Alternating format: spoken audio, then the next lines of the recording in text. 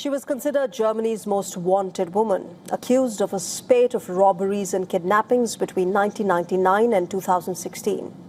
She hid from the police for 3 decades before being arrested 2 years ago.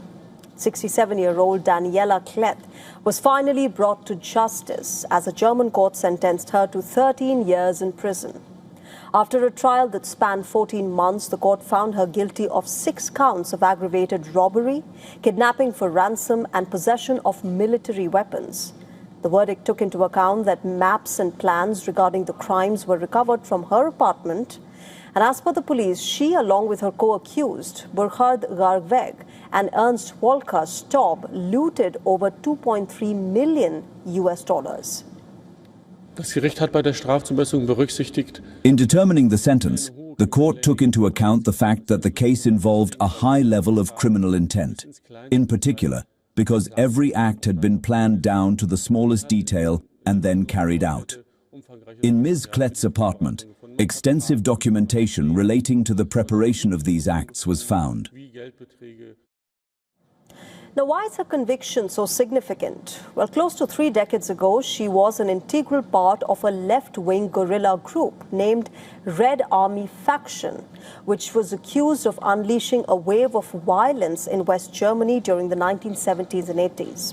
Now, while the German police announced a bounty of over $170,000 seeking information on her whereabouts, she evaded capture by living in Berlin under a pseudonym. However, her cover was blown in February of 2024 in a rather surprising manner. For years, she practiced capoeira, an Afro-Brazilian martial art form that combines dance and fighting, for many years in Germany's capital. When photographs of her performing at Berlin's renowned Carnival of Cultures festival surfaced, an investigative journalist identified her using facial recognition software. After raiding her apartment, the police seized numerous weapons, forged identity documents, wigs, and cash believed to be from the proceeds of the robberies.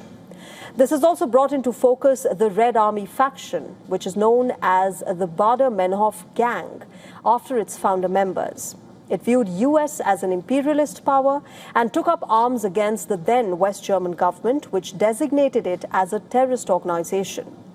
Now, as per reports, it was involved in a series of attacks, bombings and murders in the 70s and 80s that led to the death of at least 30 people and left 200 injured.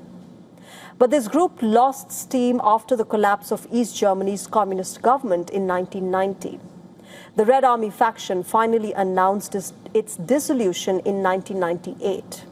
While Klette can no longer be tried for being a member of a terror organization, as the group is now defunct, she's also facing charges for 3 other attacks dating back to 1990s. While she has decided to appeal verdict in the Federal Court of Justice, her 2 co-accused remain at large at the moment.